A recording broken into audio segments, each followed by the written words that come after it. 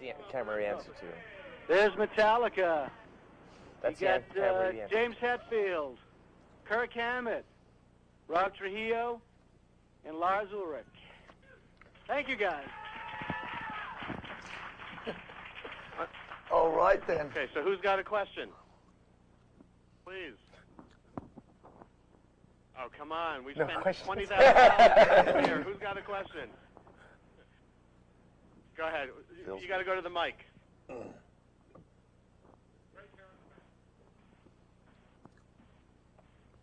Good afternoon, gentlemen. I don't know whether it's afternoon or evening. What time is it out there? It's noon. What time is it? 5 after noon, 12. I believe, the next day, right? All right. Question.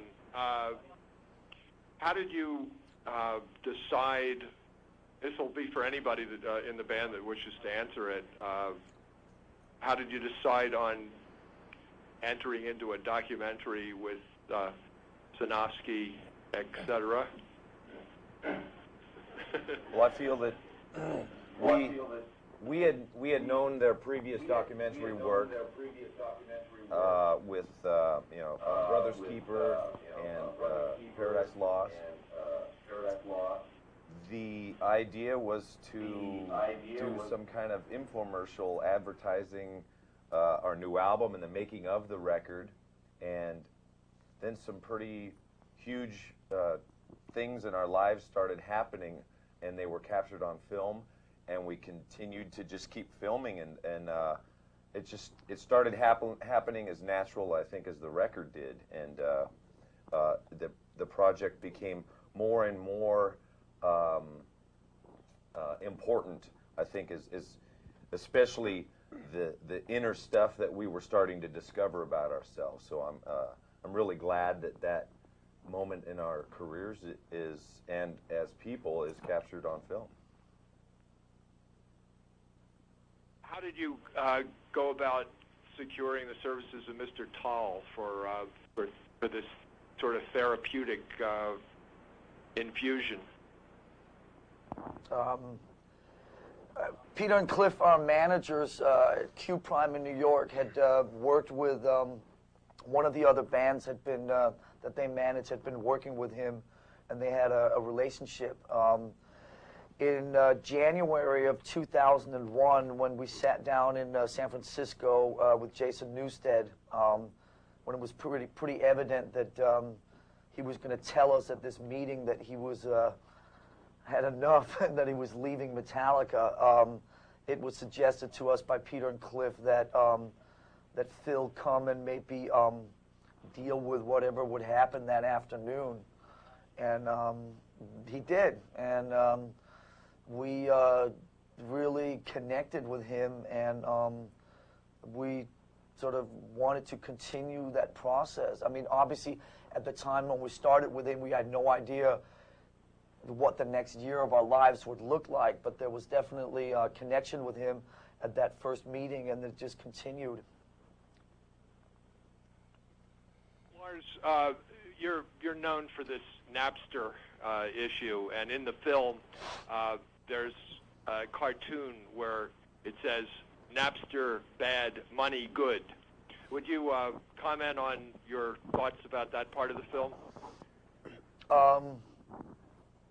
It's not particularly easy to watch for me. It was a difficult time in my life.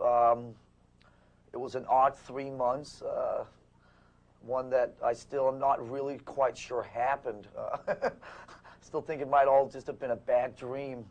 But, you know, that cartoon is fine. I mean, we've taken the good with the bad on that, and you know, it's part of those couple of years, and will forever, for better or worse, be part of the Metallica legacy. And we feel that we collectively have certainly passed that, and I somehow ended up being the poster child for this whole thing, and it's still a bit of a mind fuck to really deal with, but it's part of those couple years, so it's in the film. It's one of the areas in the film where I squirm a little more in my seat than others. I think you look good in cartoon. Okay, thank you. I want to relinquish to Okay. someone. Any other questions here? Yeah, I have one for the band and one for Rob. For the band, in one part of the film when James is riding around in his hot rod, he made a comment about something about this is what it's like, this is being famous. When you're fans and you have it seems like you have a very intense relationship with your fans, you're going to be famous on a whole nother level. They're going to know you in a whole different way than they know you now. I'm wondering how you think that's going to change your relationship with your fans when they see that you're vulnerable and you know, you have all these different issues going on. And then for Rob, I was wondering what it was like the first time you stepped on stage in front of an audience as a member of Metallica. I mean, how did you sleep before and after that gig? Okay, go ahead. Yeah. Well, for me,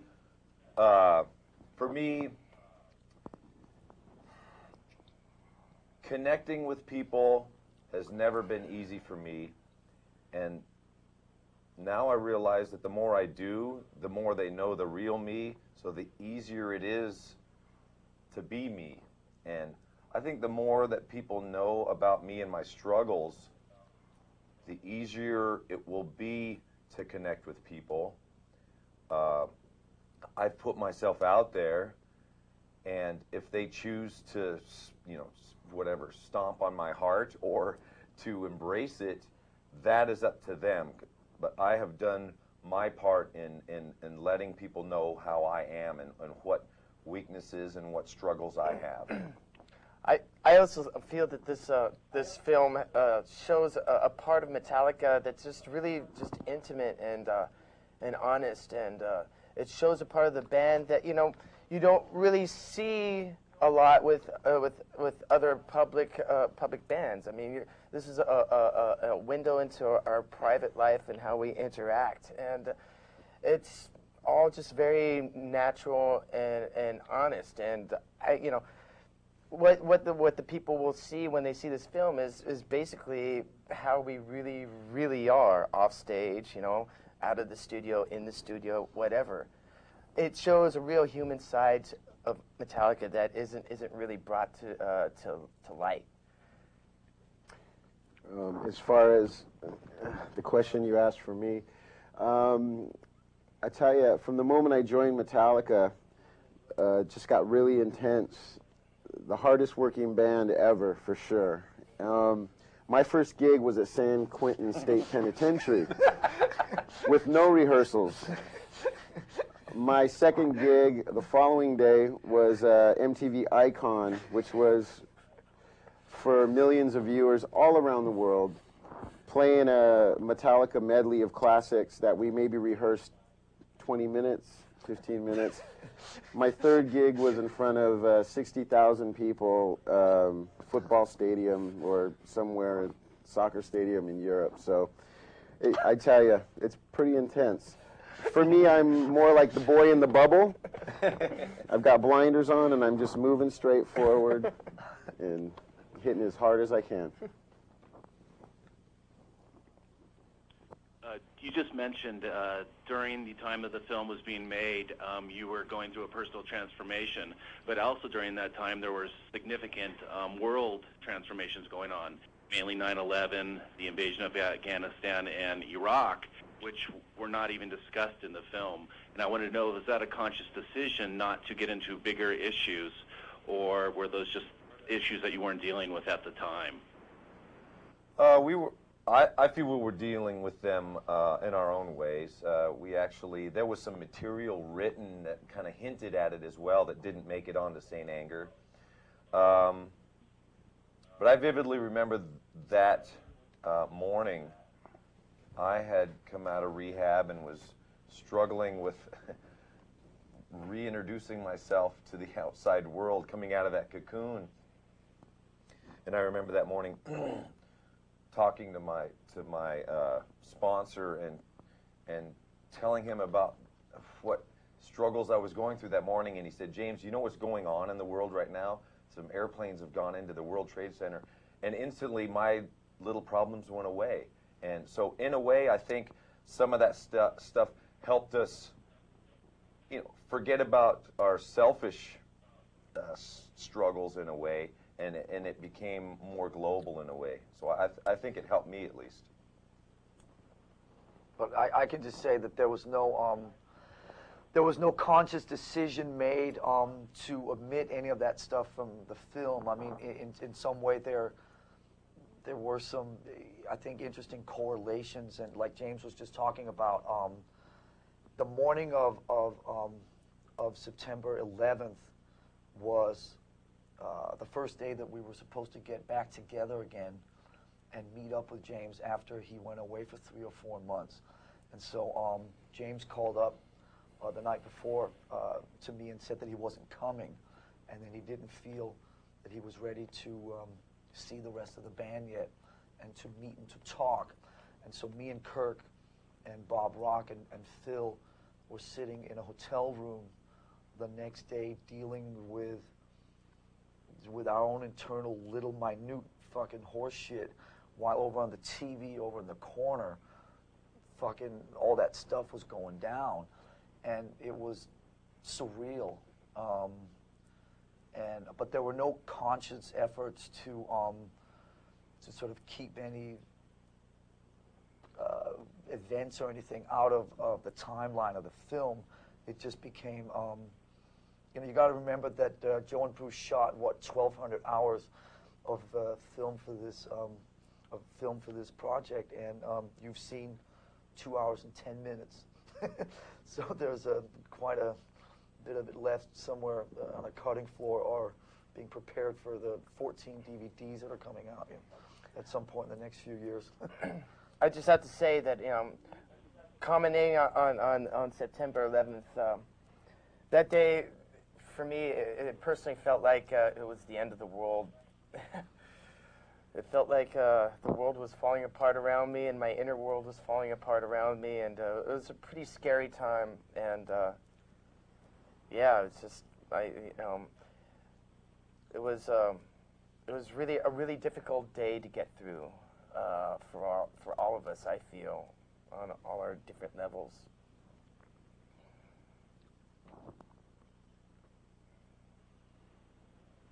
Hey guys, I'm Ryan Downey with MTV News. Hello. Nice to see you. My question comes as more of a fan whose life was forever changed by the new wave of British heavy metal and the California and Bay Area thrash metal movements. I have to say that one of the most exciting things from a fan perspective for me is kind of the meeting with Dave Mustaine. Long overdue, I suppose. And if, Lars, you could maybe talk to me a little bit about the emotions that were going through you at that point, and kind of how that meeting came together, and James, maybe your thoughts on that also. Yeah, what happened basically was that as through the spring of 2001, as we were getting deeper into our issues and starting to resolve some of the things between the members in the band, and really going back through the 20 years of Metallica and so on, that we realized that there were some issues with Dave Mustaine that were really unresolved and really left hanging out there. I had, over the course of the last couple of years, actually had a fairly good relationship going with Dave on the phone and so on, and I called him one day and said, look, I think it would be really great for us, and hopefully for you, maybe we could all get together and try and resolve some of that bullshit from way back in the day. Then what happened was James went away, and so it was sort of left hanging. But Dave came up to the Bay Area to play a concert, which was actually 2 days after 9/11. So there was still that very weird energy, and everything was just, it was an awkward couple of days. But Dave decided to go ahead with the concert, and we met up to basically talk with Phil and to try and just see if we could find some resolution and resolve from the past. And Dave was asked if he was okay if Joe and Bruce filmed that, and he was fine with that. So it was a very powerful couple hours for me to be able to connect with Dave and hear his side of some things that had never been talked about. And it was difficult for me to understand that, when he thought back on the last 20 years of his life, that, with all the success that Megadeth had and all the, critical respect and so on, that there was that completely became secondary to this whole thing about how Metallica sort of had dominated his life for the better part of the last 20 years. So for me, it was a very powerful experience to be part of that, and it seems that a lot of people who have seen this film really pick up on that sequence as being very, very powerful and incredibly just a whole nother level of vulnerability. Yeah. My perception of that meeting, is I watched it like everyone else did. I wasn't there, and it was good. I'm glad Dave stepped up and wanted to do something like that. It must have been pretty difficult for him, and it just he must have had a million things on his mind to talk about, but for him to actually focus and be real about what he was saying and not, get caught up in resentment or rage or some of the other stuff, it's a good insight to see what resentments, what struggles, what difficulty he's gone through in his life, and really being able to see all of the what ifs that he still carries around, and it's possible that Jason might still struggle with some of that too, kind of being on the outside of Metallica now, and I could still never feel exactly how Dave feels. I can be as open as I can to it, but I see how easy it would be for him to struggle and to look for ways to feel better. And I'm glad that it happened, and I hope he sees the therapeutic value in all of that as well.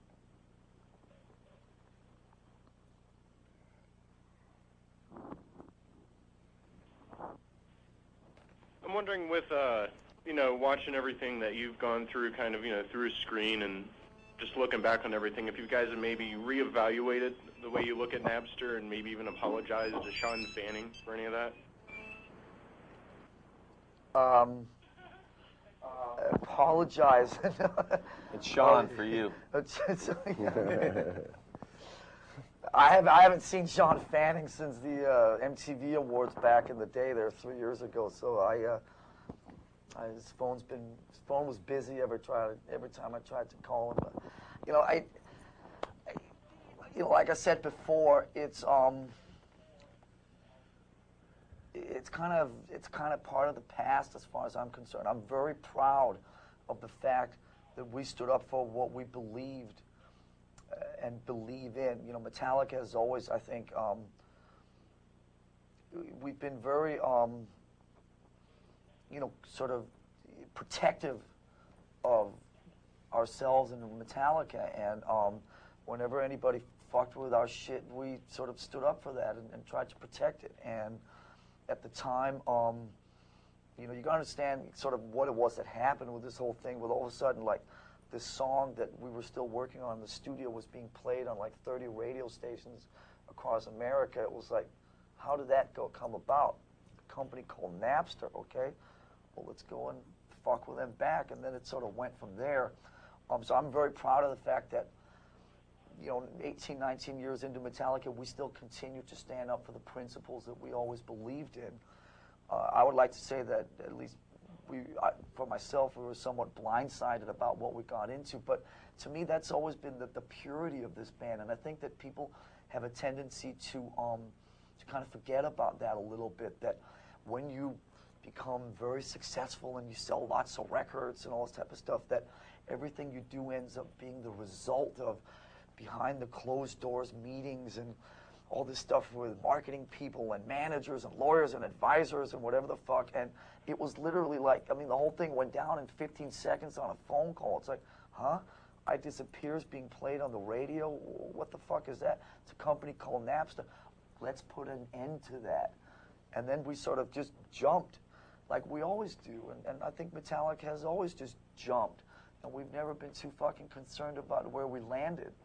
Most of the time we've landed in a somewhat safe place, and this one got a little rockier, but I'm proud of always sticking true to those principles that we feel that this band has kind of stood for. And look, you know, I got an iPod, you know, I subscribe to iTunes. I mean, it's never really about downloading to me. That was the big myth. It was about control. It was about control, and that control got taken away from us. And if there's one thing that we are, and I'll be glad to stand up and say, is we're definitely control freaks, and we like to control, and we like to protect what's Metallica. And so, you know, I don't have any problems with any of the downloading stuff out there, and it is what it is, and I don't particularly have much to say about it these days. So yeah, you know, as far as being apologetic about the whole situation, I still feel that we still stand where we've always stood on this issue, and I don't feel that there's any need to be apologetic on any of the stands we've taken on Napster and that whole issue. I mean, we still feel the same way now that we felt 2 years ago. I mean, nothing has really changed. It's just that we've moved on, you know, from the whole Napster front, and now it's, you know, in other people's hands, and we've just gone on and gone to other pastures, really. Next question. Hi, you guys. It's Claire Varney here from Channel V. Hi. And I was lucky enough, hey, woo, you're out in our country right now, and I was lucky enough to come up to your studio in Sausalito. I think, was it 1999, just before S&M, the live album was being recorded. Yeah, that was interviews, and it was just such a great time. That was the plant in Sausalito. Right, exactly, and it was such an amazing time for y'all because it just was starting up. I mean, that thing it was just such a success. Tell us about our audience about how soon after that was this movie shot, set us up with the movie, and are you proud of what the outcome of this film is? It's different from what I saw that day when I interviewed you all, and what our audience has seen of you all. Well, I can tell you, I mean, if you want kind of a timeline, like James was hinting at before, our relationship with Joe and Bruce goes back to the Paradise Lost days, where we gave Metallica music to those two films. We became good friends with him, close, mutual, respectful relationship. We talked about some various projects, one of them being this kind of history thing of Metallica that was sort of thrown out there but never really materialized much into anything. After the Summer Sanitarium, the first Summer Sanitarium tour in 2000, it was clear that there were some shit that started brewing kind of in the band and within some of the stuff that was Jason. And it after we came back from that tour, things were a little rocky, and nothing much was really dealt with for the rest of 2000. And then Jason called a meeting, I think in November or something. He didn't want to call the meeting before Christmas, and we was told to us he didn't want to spoil anybody's Christmas. Gee, I wonder what the meeting's going to be about. So the first week of January 2001, this famous meeting, and at that time, Joe and Bruce were still kind of hovering on the horizon about sort of doing a project. It was sort of just kind of floating out there. It hadn't really taken any kind of shape. And I would like to say that the project never really took any kind of shape until we got further into it and realized that there actually was potentially a film in it. But very soon after Jason left in January 2001, Joe and Bruce started coming out to the Bay Area because I think we all felt that there was it was an interesting time for the band. It was an unusual time for the band, and it seemed like whatever the fuck it was that was going on potentially could be captured into something that felt unique and felt like it was sitting in a different place than maybe some other stuff that was good. This is still, you know, sort of a year before the Osbournes and so on. It just felt like there was something going on that maybe these guys could do something with. It really was that loose. And Joe and Bruce came out and started filming, I think maybe about 6 weeks after Jason left, late February, early March of 2001. And then it just kept going. And it just kept going.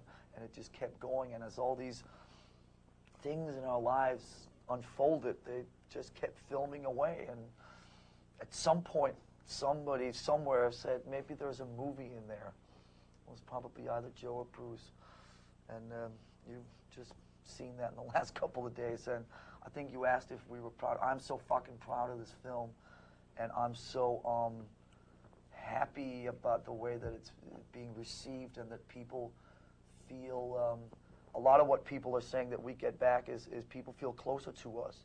And since we feel closer to each other, and we feel closer to the people around us as a result of all the great work we did with Phil and all the great work we did with Bob and all the great work we did with each other, we're so proud to have the opportunity to share this with other people. And we had one screening. Most of the people that have seen this film have been more industry people or film people or whatever, but there was one screening from members of our fan club where about 50 of them saw the film, and the feedback from that, from the true fans, was just so beautiful, because it all talked sort of universally about how they felt closer to us, and how one guy said something to the effect of that now that we had been working on being better people, he was going to go work on being a better person himself and be a better fan of Metallica, and I thought that was beautiful. I'm very proud of the film also, but there's still a part of me that you know, giving away the mystique, or yes, getting closer to people now that, you know, we've put out there a lot of our innermost fears and things. You know, a big fear of intimacy, and now that, you know, I still struggle with that every day, but I know it's good for me, and it has potential to help other bands. It has potential to help other people to just blow away that mystique of the rock idol, or all of the you know, the perfect life that supposedly we're supposed to lead. So you can be vulnerable and intimate, and you can still rock, right? Basically, yeah. No doubt. David? Okay, thanks, guys. I feel as if I've just witnessed the sequel to a movie that hasn't been released yet. Do you guys still believe in therapy? And is it something, based on what you just said about getting close to each other again, that you'd recommend to other bands? Absolutely.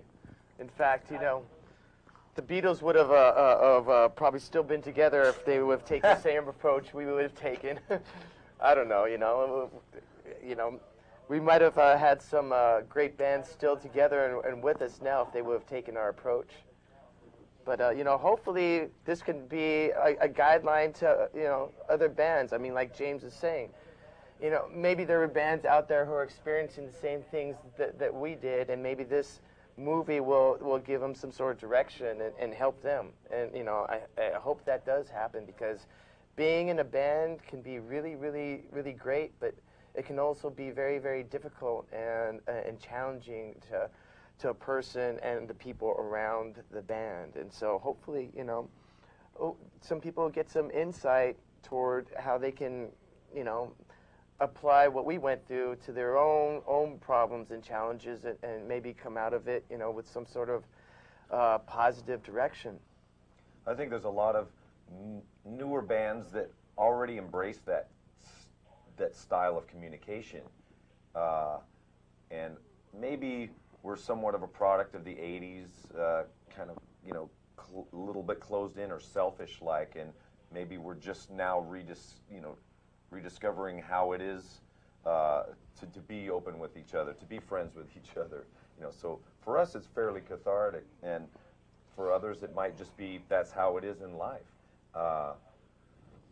but I really recognize that bands these days are taking care of themselves, not only physically, but mentally. And, you know, I feel that therapy is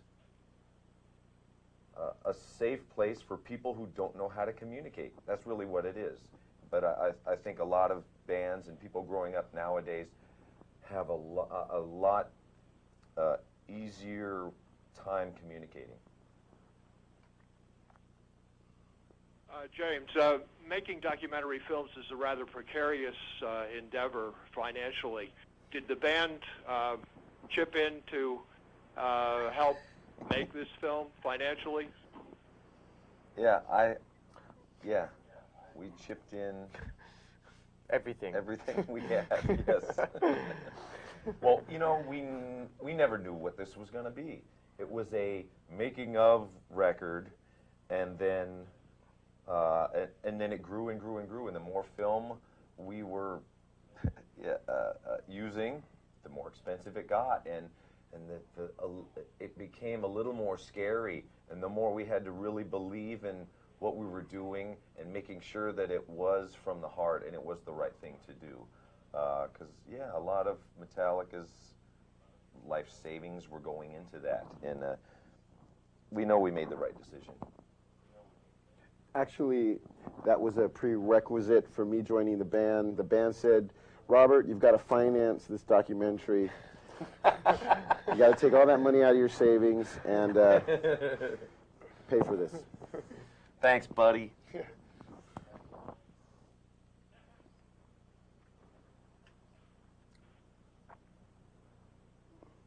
Any more questions?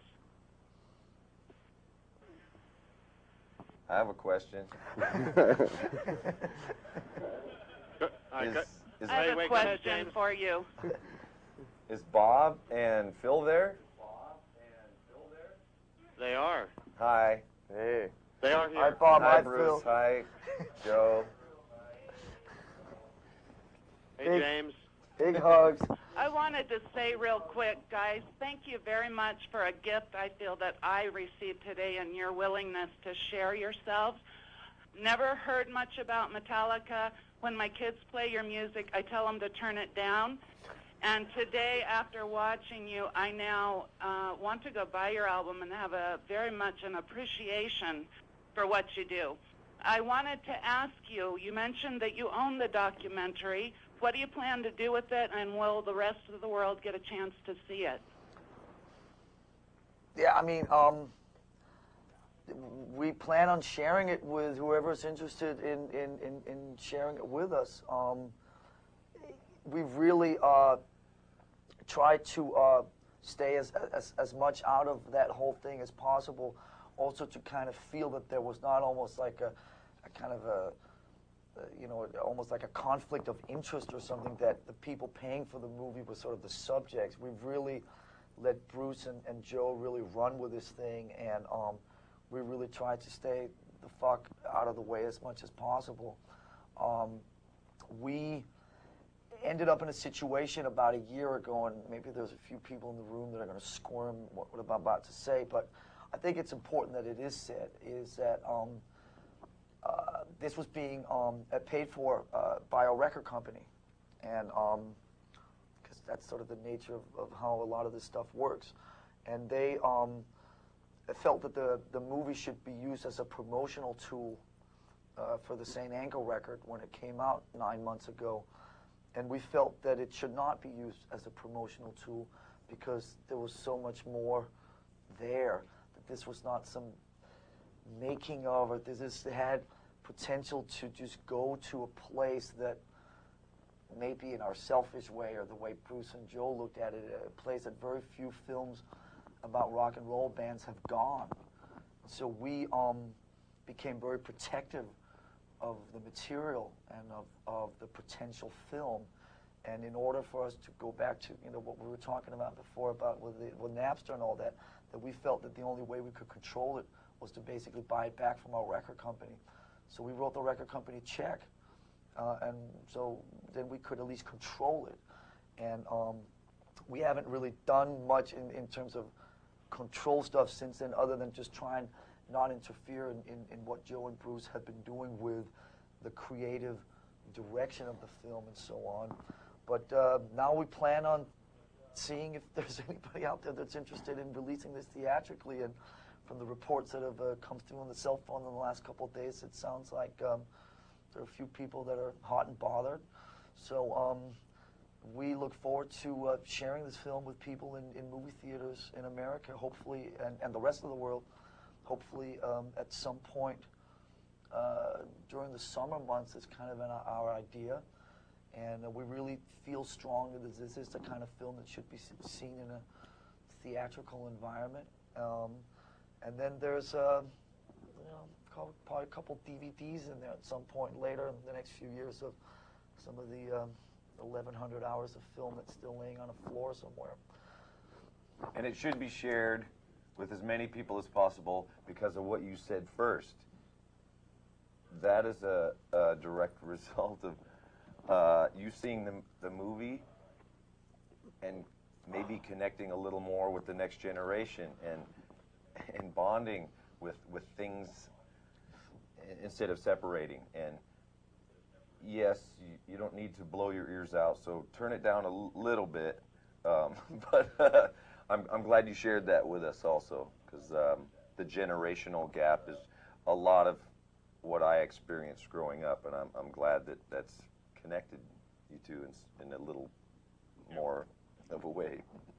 And I really would just like to finish off by saying, James, Joe, I a couple of 6 months ago, I was having one of my many conversations with Joe, and we were talking about, I was asking him where he was going with the editing of the film, and he said the sort of the mantra that has been, at least for me, the key thing, this is not really a film about Metallica. This is a film about relationships, and the people that are having these relationships happen to live and breathe and play music in a band called Metallica. But we sort of, and Joe and Bruce really felt that this was an awesome chance for people to connect to a bunch of people going through a bunch of struggles in the same way that with Paradise Lost and Brothers Keeper, this was, a film about people, and that there potentially are a bunch of people and movie fans and so on that are interested in seeing films about people. This just happens to be set against the background of rock and roll, so it has a little bit of a different flavor to it. One of the great documentaries of the 60s is Sympathy for the Devil, the Godard film. I'm wondering, have you guys ever seen that film, and did that have any bearing on your deciding to do something with your careers, much like the Stones? I've seen the film many, many times. I feel the same way about it as you do. I mean, making films about rock bands that get away from the sort of the glamour and all the stuff, try to just, get away from all the usual things that you see, and the creative process and so on. I mean, there are very few films out there that have done that. Obviously, the film you're talking about is one of them, and I'm humbled and proud if people seem to think that this film is in some way on par with that, or can be a film that can occupy a different niche than all the rest of the self-congratulatory films that people in rock and roll bands seem to make. So, I'd like to think that this sits in a kind of unique place. I'm sure Kirk has seen that film. Have you? Yes. Yeah. I mean, it's I think this film sits differently in that we had no idea what was going to unfold, over the course of the movie. I mean, the Stones movie is a bit different in that it's, they're in a sort of like stationary location. I mean, it's basically about, the Stones in the studio, whereas this occupies a lot more. Hey, Kirk? Yes. Unfortunately, we have to cut it short. Thank you so much, guys. This is from Joe and Bruce. We love you guys. Thank you so much. Have a great tour. We love you. Thanks. Thanks, everybody.